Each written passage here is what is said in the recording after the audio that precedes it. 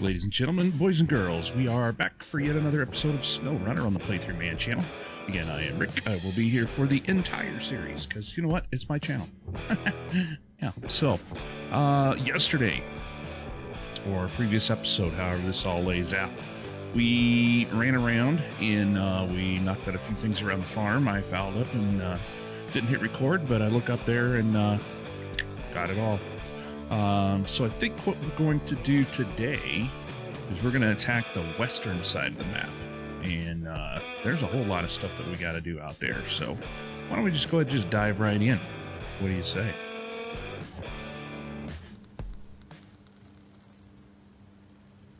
Okay.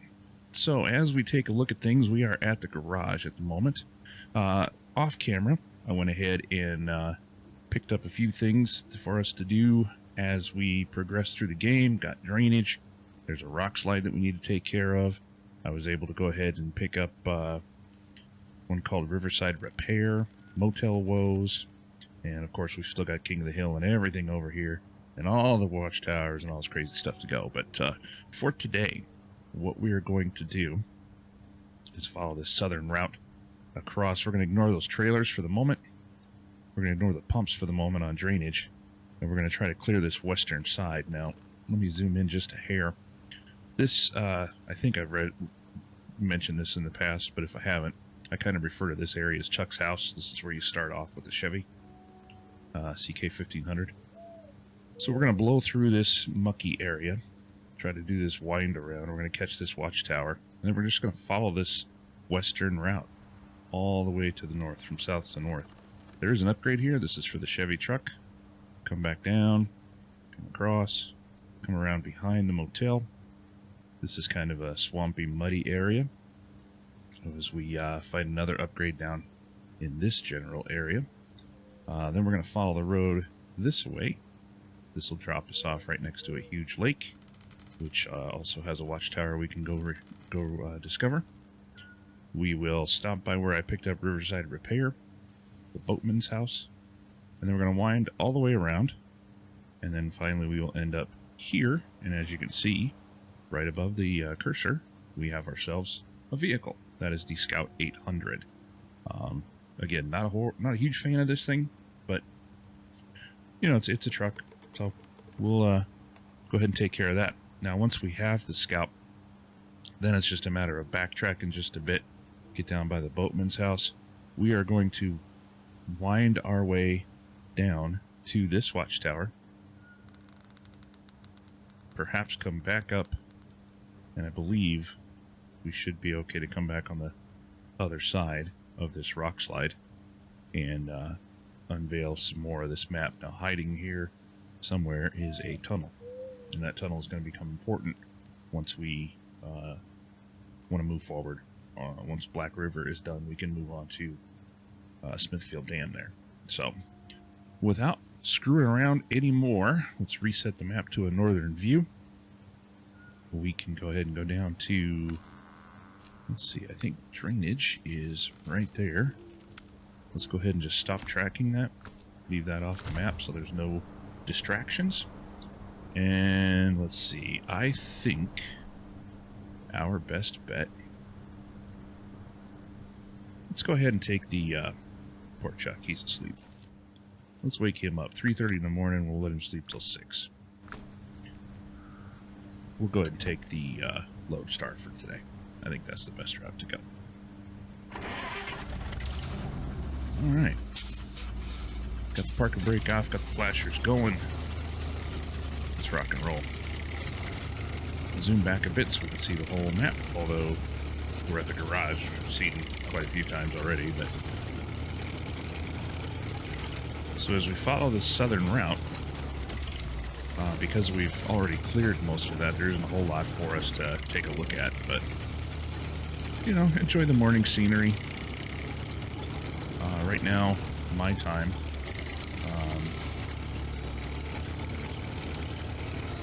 frankly, I don't know what time it is. I got everything all covered up, I can't even tell. Feels like it's pretty late, though. Really difficult to say. Anywho. Oh, we are just damaging the heck out of this thing. There may be more to come, just so you know. This isn't exactly a treacherous route we're headed to, but there could be some bumps and bruises. we'll just say that.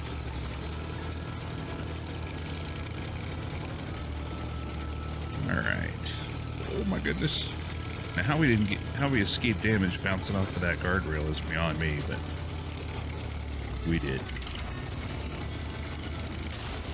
Oh. Man, oh man. What am I doing to this poor guy? And again, eesh. Chuck, your driving's leaving a little bit to be desired here. Chuck. Oh my God. Are we gonna have a suspension even by the time we get to where we're going? Good Lord.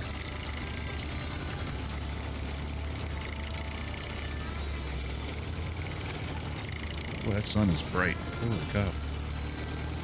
Okay, so we're, instead of making our normal right here, we'll go ahead and make our left. And this is going to have us drive into sort of a ditch. This washed out section by the road raises up a little bit and then picks up right here. Let's see, where's a good spot to... right here.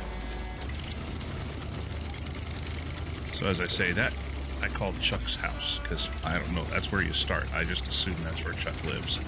But we're going to dive onto the path, road, whatever we want to call this thing.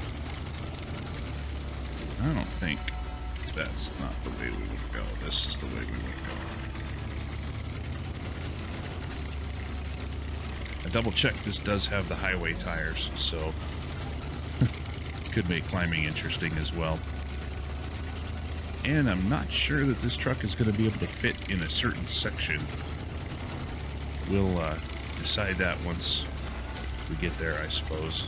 But it's going to be narrow, that's for sure.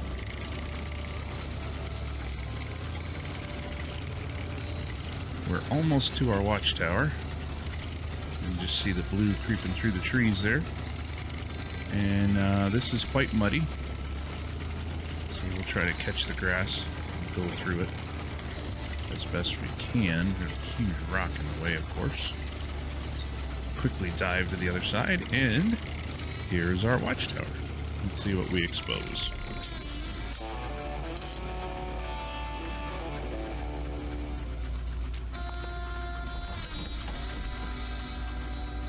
That's kind of what I thought. We've already pretty well cleared out everything that this watchtower can tell us, but hey man, we got 50 stars out of it, so not a total loss. So now we'll make the big climb north. This part isn't so bad. It's that section with the rocks that always makes me a little bit nervous. Especially with this vehicle, because like I say, it is wider than most Scouts. So I always try to hug these rocks, but it seems like when I go this direction, it gets a little squirrely, but we managed to make it. And like I said the other day, the key to some of this is throttle control, man. That right index finger on that R2 is I think that's the saving grace. If you have, oh, here's an arrow spot. If you're not overzealous with the application of the gas, then, or the accelerator, then most times you will do okay. It's just a matter of trying to control. Oh, wait a minute. That's not the way we wanted to go. What am I doing?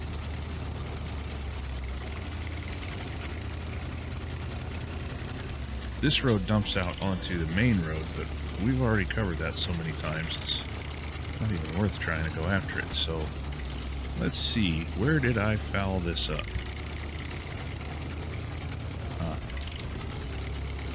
Right there.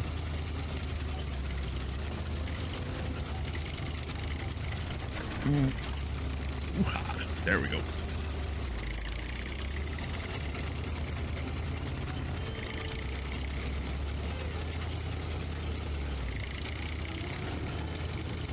should have turned here. That will get us on the path to our Chevy upgrade. Now, in my defense, I don't normally come this direction. Usually, I am going north to south rather than south to north. So I wanted to change things up so that it wasn't incredibly boring for me. Because again, I've done this quite a few times. Oh, this is a horribly narrow... Oh, God! Oh, boy, oh, boy, oh, boy, oh, boy.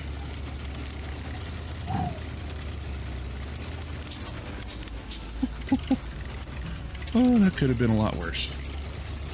It could have been a lot worse. Alright. Oh, jeez. The width of this Lodestar.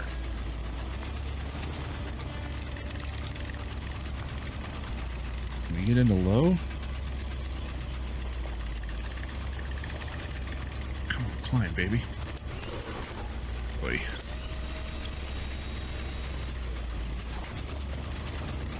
Okay. Well, I'll tell you what we'll have to do now. Oosh. This is going to be tricky. Oh my god. Oh my god. Okay.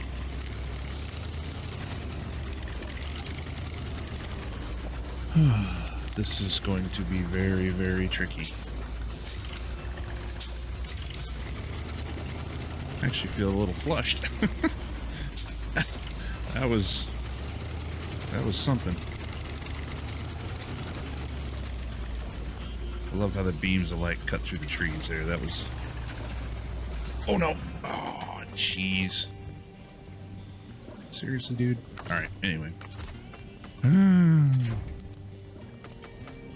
That may be our first rollover.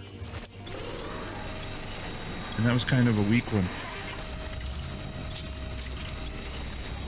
So I'm gonna gun it. And that worked. Okay. So that was a very fortunate rollover. Should never have happened, but... Oh, wow. That was... way stupid.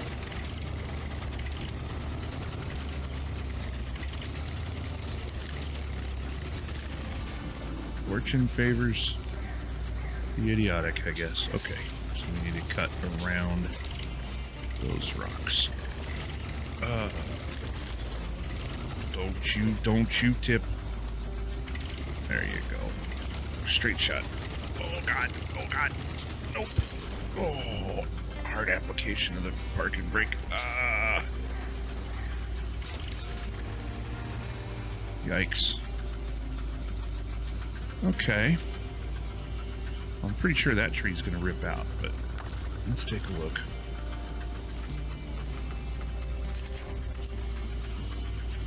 Oh boy, that's the only one to connect to.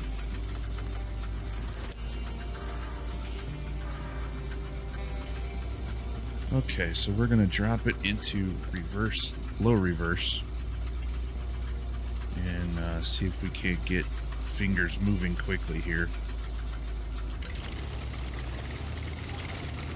Why are you going that way? Oh man, I knew that tree was gonna do that. Oh god, oh god. Oh. Really, dude? Okay. Hey, at least we landed on our wheels.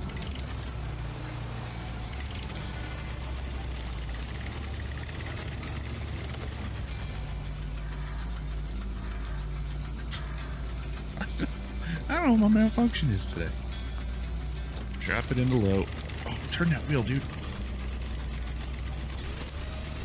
No.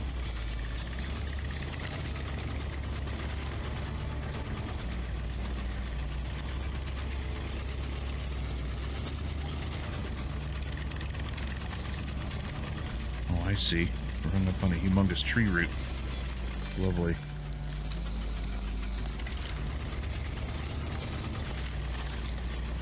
And mud. Oh boy.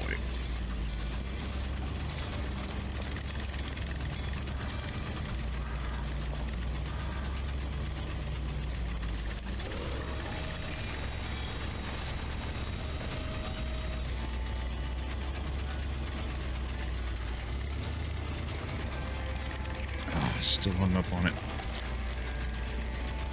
Is there anything I can grab up front? Yes. Stay in the ground. Stay in the ground. All right. Oh. Man, we haven't even got to the nasty part yet. What in the world?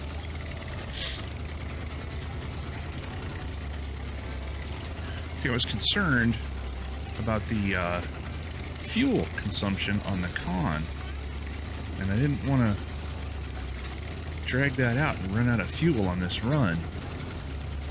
And I didn't want to dive out and hit the garage. I wanted to make it in one shot, but Lord.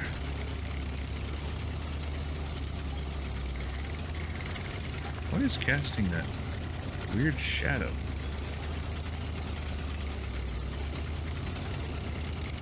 Odd.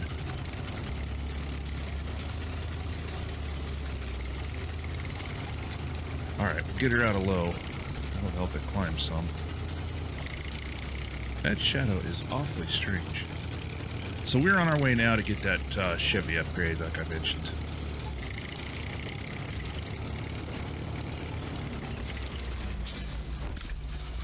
Lock the brake. And like I mentioned, this is just for the Chevy CK1500, the big truck that we started with. And...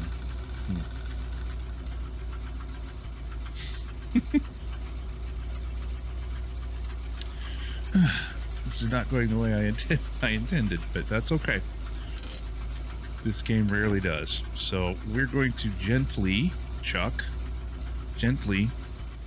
ease our way back down into this section so that we can reverse and get turned around.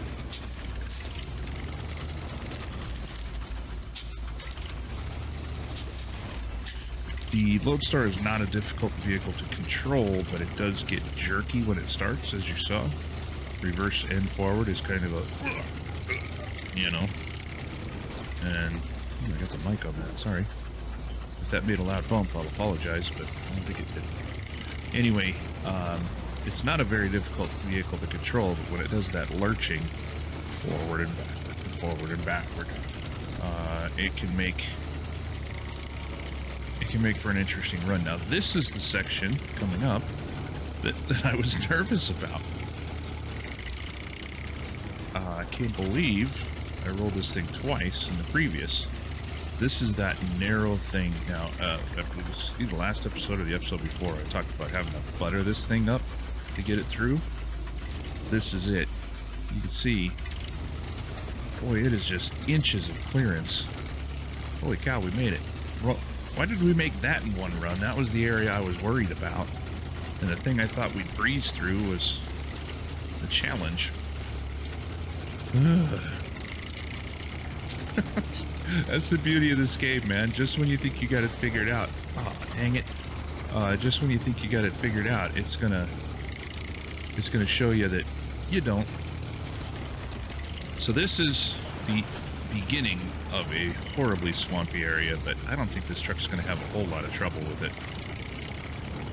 Let's slap it into high, see if that helps. Now, normally when you see a down vehicle like that, there's an upgrade around it, but on that particular one there is not. Perhaps a future iteration of this game will provide that. If you take this road, that will take you to the town. Here's the road, sorry. Oh, I know you're stalling.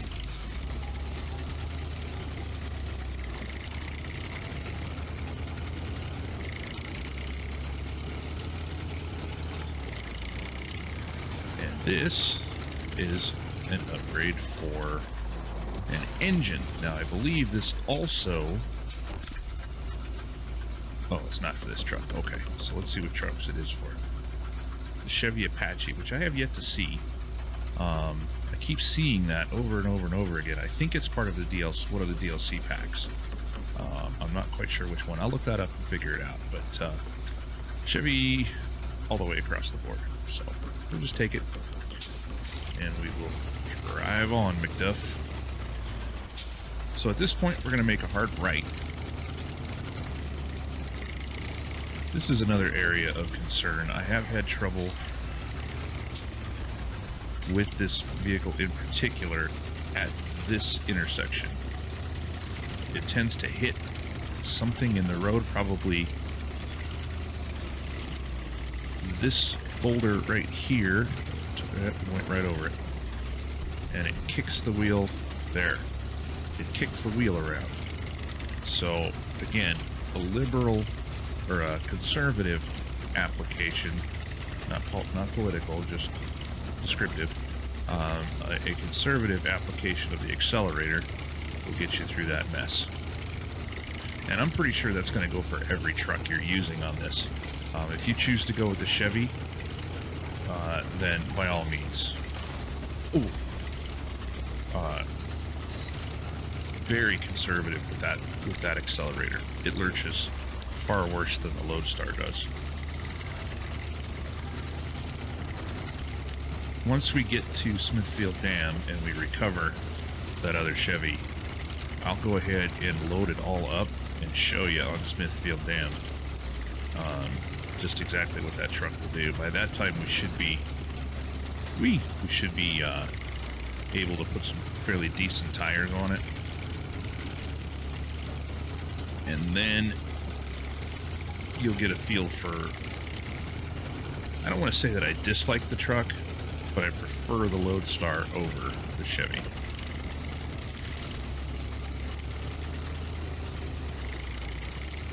And for having highway tires on this Lodestar, I gotta tell you, this thing's doing way better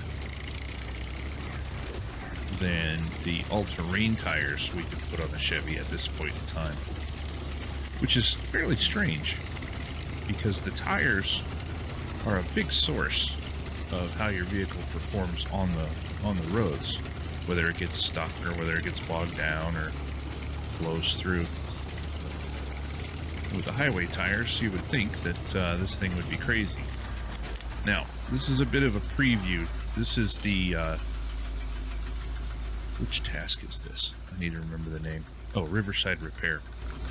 You have to bring in, well, you don't have to, you can do it in 2 runs. I bring in the Taiga with a trailer because you have to get 2 things for this one. Let's take a look. You have to get 2 service spare parts and 2 wooden planks. Okay, so it's just better to do it with a trailer. It gets very tight when you get to this point because you have to deliver to the back side of the house. You pick up the task in this front yellow square, and delivering it's not horrible. You have to dive down the side, which, you know, we'll do, but getting out of here is kind of a pain. I usually end up taking out that fence. This is an absolute mud bog, though. Of all the horrible excuse me, tickle came out of nowhere. Of all the horrible boggy locations in this map, this is by far in the top 2. This one and I think the other side of the garage are the absolute most horrible boggy spots.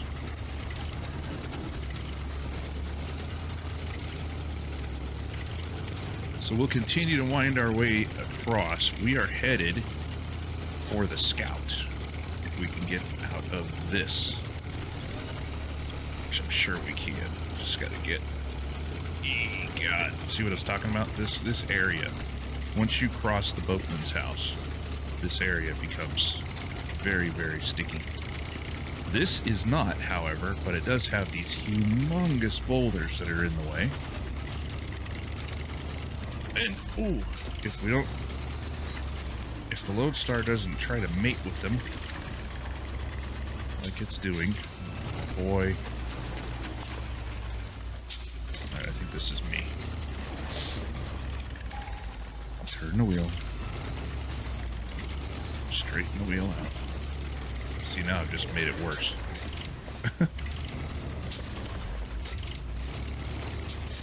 There we go. You can push these bigger ones out of the way like that. Oh God, don't go over it again.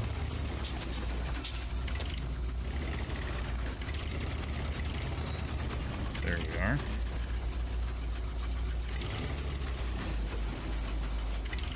Oh, phone notification. These, however, are fairly stuck, except for that big boy. Now, I will tell you right off the bat, once you get the Jeep, or the International Scout 800, this is where you will start to see the Scout's failings. Even without upgrades, even without, or even with upgrades, I should say, and even with better tires and the whole nine, the Scout just loves to fall over and take a nap. So I think what I'm going to do, I'm going to illustrate that, since the Scout is just over by that house. You can just see it poking through the trees there. I'm going to end up recovering it because the Scout is very frustrating to me. But I will show you why I feel the way I do about this thing. And I'm not going to try to wreck it on purpose, okay? We'll just go on record now. 100 points. That's always helpful.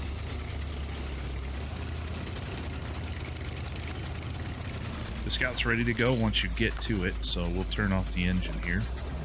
And actually, this brings up something that I was hoping to be able to illustrate. We have burned off 31 gallons of fuel out of our Lodestar just making this run.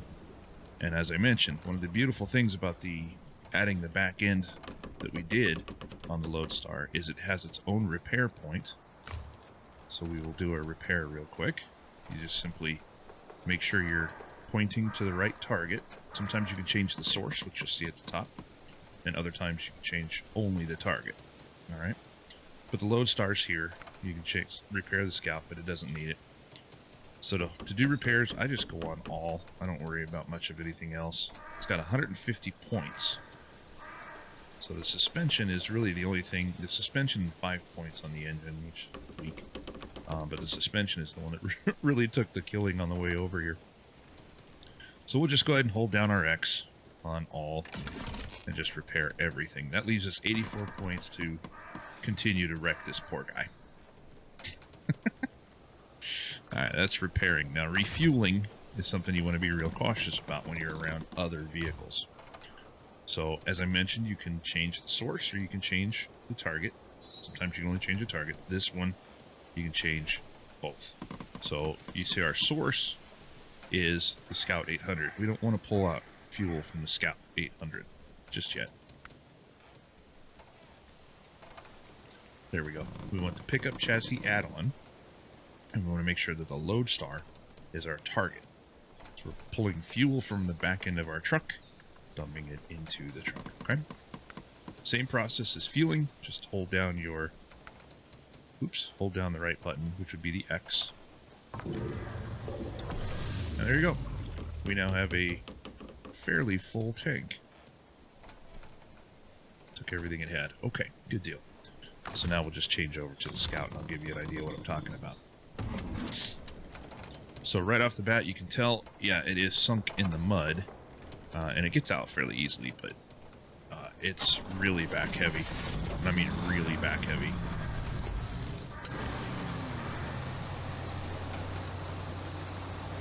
Really? There it goes. Okay.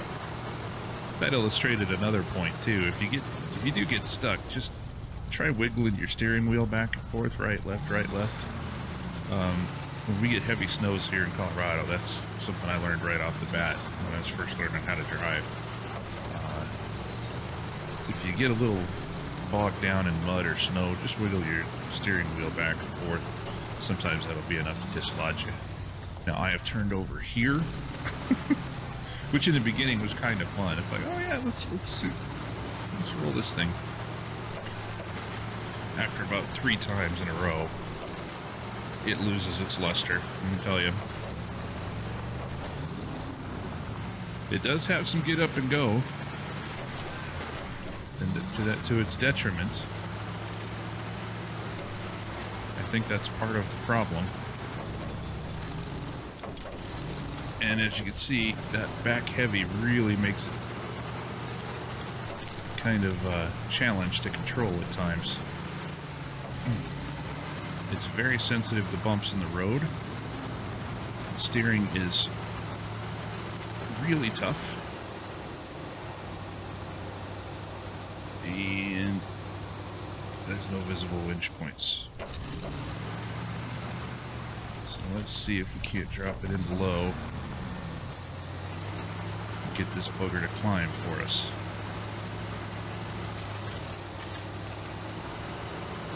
Try to just catch the grass. Oh, it would help if I put all-wheel drive on too. I'm an idiot. I'm so used to having it just automatically go. It's got a low profile right now, and that adds to its difficulty.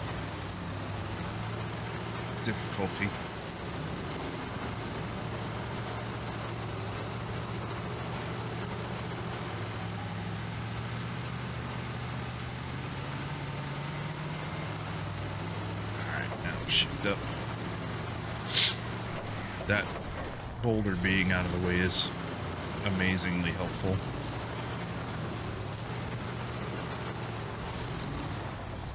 Feather our accelerator. Drop her into low and winch out. Because there's no way it's getting out of this mud, even in low.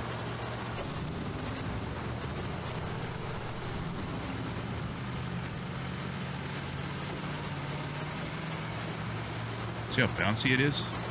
It spends most of its time doing that because, again, all the weight is in the back of the thing. Oh, I was trying to muscle it. I was trying to muscle its way through there. Alright. So it didn't go and take a nap like I thought it would. I must be getting a little better at controlling it. I might have to stop talking smack about the Scout. I'm telling you right now, it does love to fall over.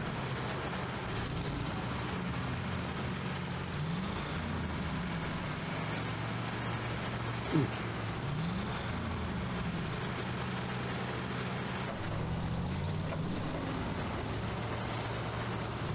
It likes to get dirty, that's for sure. Probably its white paint at the bottom.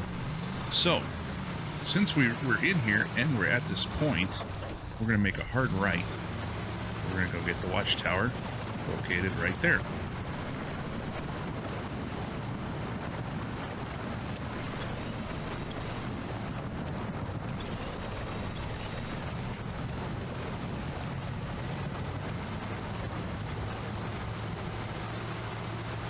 Fallen over with the Scout trying to get through this mess too. I don't know how. No, I did. The angle of this watchtower makes it really tough, so if you are in the Scout, make sure you aim for the lowest part of that box. Don't try to get up right next to the tower, because it loves to fall over. I'm telling you. I'm not demonstrating it very well, but it loves to fall over. Okay, so we got our watchtower opened. I'll go ahead and make the climb up next to it straight up. I'll make it simpler, and then we can get a view of what's going on here.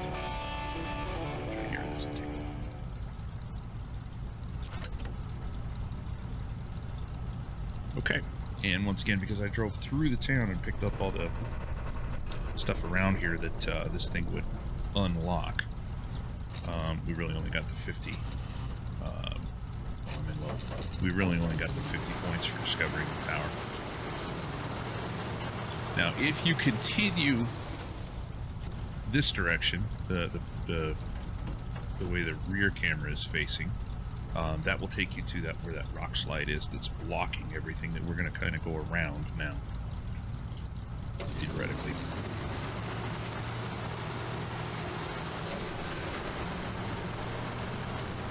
Try to keep this thing in the highest ruts possible so that it doesn't bog too bad. But no matter what vehicle you have, once you hit water or standing water, it's going to bog down. There is a lift available for this on Smithfield Dam. If you decide to go after that right away, you're going to want probably the Taiga, to be honest with you. The Azov is another alternative,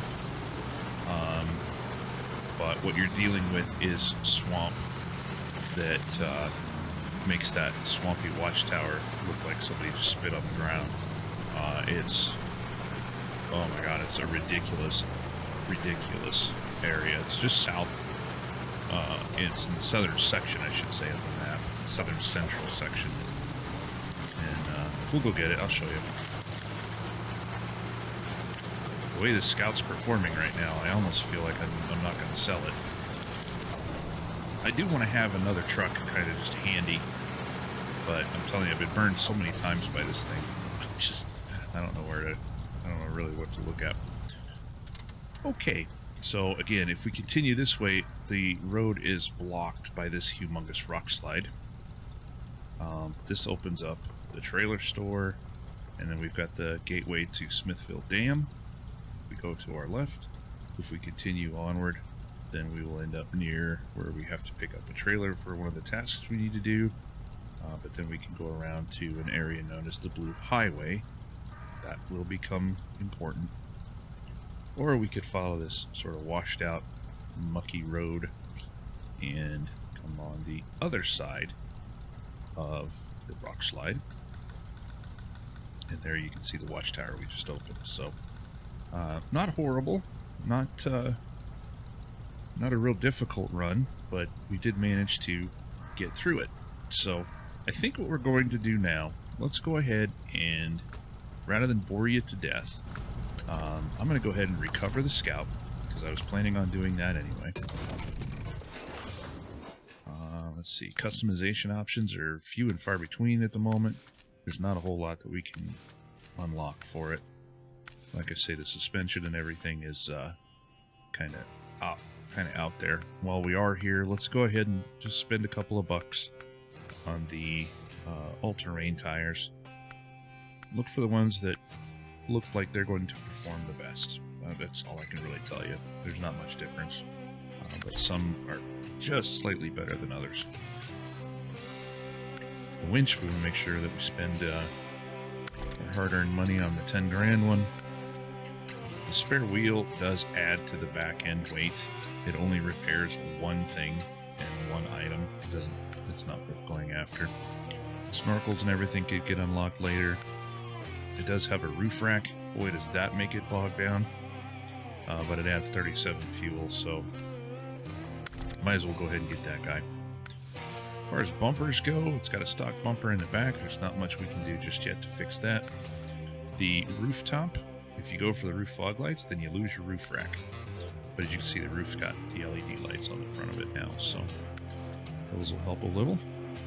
The angled heavy, or I'm sorry. Yeah, I know, I hit the wrong thing.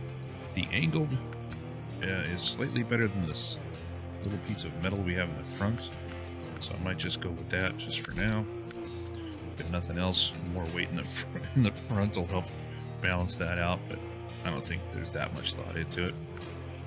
Side thresholds, those are fine once you get the raised platform, so I probably won't be running it. I'll go ahead and get that now. And then the rims are what they are. You have two options. I like the stars, so we'll stick with that. This is got some downloadable paint options, or downloadable content paint options. I think it looks okay, so we'll stick with that. And then I'm not going to worry about stickers, but we will put the bull on the front just because I think that's funny on this one. And we'll leave the garage.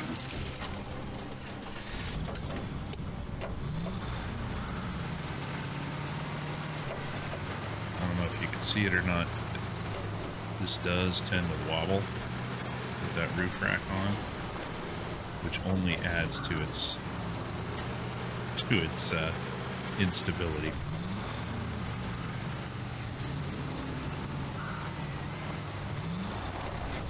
And it's kind of heartbreaking that I don't like this truck, to be real honest with you. My neighbor across the way from us when we were growing up, I idolized that guy. His name was Neil, and he was just something else. Story time. Story time with Uncle Rick. His name was Neil. He was a cement worker his whole life, and I didn't realize it, but the children that I thought were his were not. He stepped in and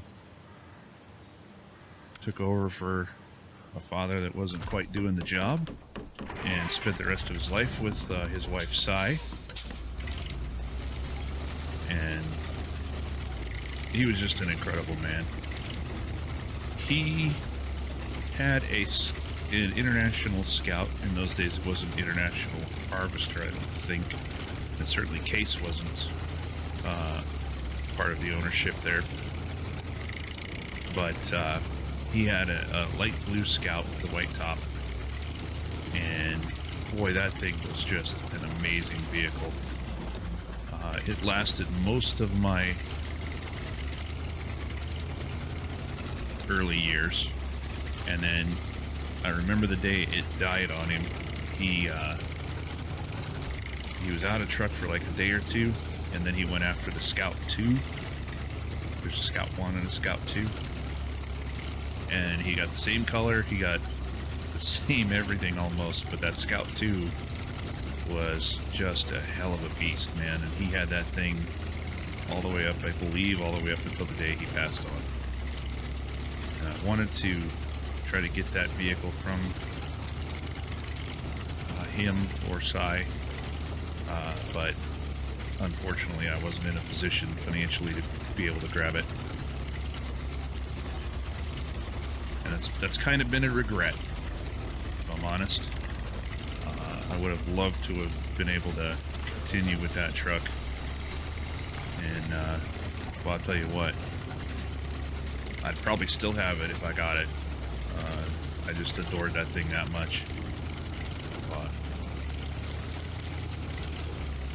Neil was on his way home from a baseball game. He had had multiple heart surgeries, and his friend was bringing him home. He kind of closed his eyes to take a nap and never woke up again.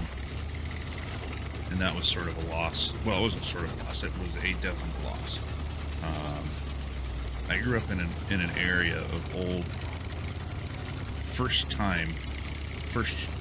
well, what's the word I'm looking for here? Original homeowners. What I mean by that is the block that I grew up on, everyone that I grew up around were the first people to own those houses. And they were built in the 50s, and I spent most of my life in that area. And the folks that own those houses spent their whole lives in them. For a vast majority of the folks around there. My grandfather owned the house next door to us, and the house that we were in, we rented from him.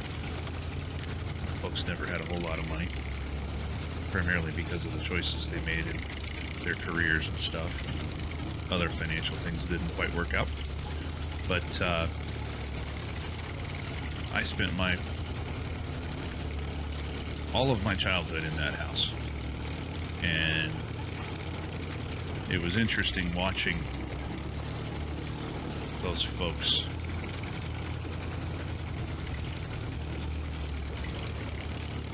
a lot of what I learned as an adult, or as a child, affected my adulthood. I wish there were things that I had taken more seriously and learned better from some of those folks, but it's life, right?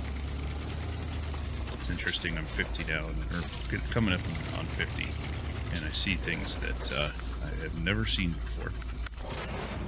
Moving on. So we have a Scout fuel carrier here, and there's a big reason why I'm doing this. It's going to help us quite a bit. So my suggestion is, once you get around this trailer store, which is the very northwestern section of the map, my suggestion is grab yourself a Scout fuel trailer, and we're going to take this route to the Blue Highway. Okay. You will not regret having a fuel trailer very close to the Blue Highway. All right. We're coming up on the waning moments of the video anyway, so it seems like, where am I? There we go. It seems like good enough time to bring this up. This is future planning. Okay.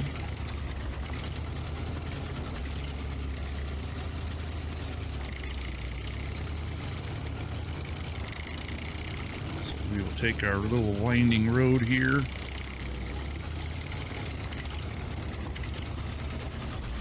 Now, you might be tempted to dive up and try to hit the road up top, but there's a barrier that's blocking you, so just continue on this path.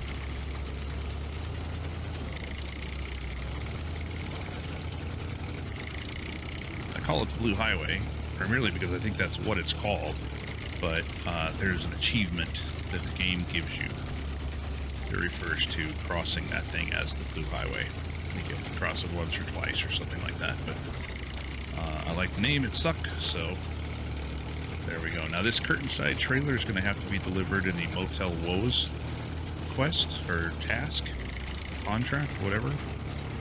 We'll come back for that after this video. Just get my bearings. Coming up here. Yep, okay.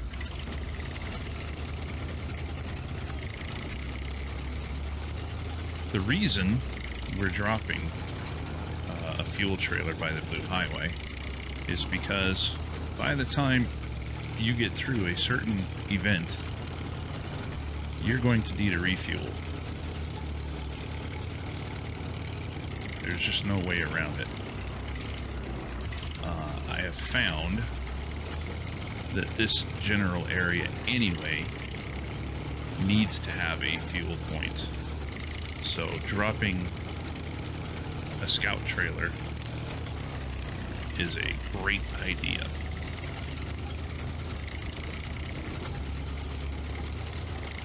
We're not to the Blue Highway just yet, but we are really, really close. Those barriers indicate that the road is washed out, and my God, let me tell you,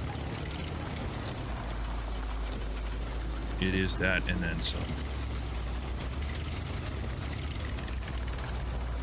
This is the Blue Highway. It is perilous. It is nasty. And let's see, are you out of the way enough? Now you are. Alright, we're going to drop that trailer right here. Let's go for a cab view. It's really bad. There are winch points all the way across, and thank God for that, okay?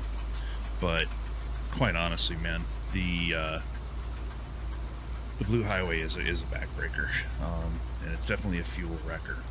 Okay, the vehicles that I've run it with, I've certainly done it with the Lodestar. I've certainly done it with just about every vehicle that is here, and the larger trucks that we're going to have to use to complete one of these tasks is going to require that you have a fuel station somewhere around this point.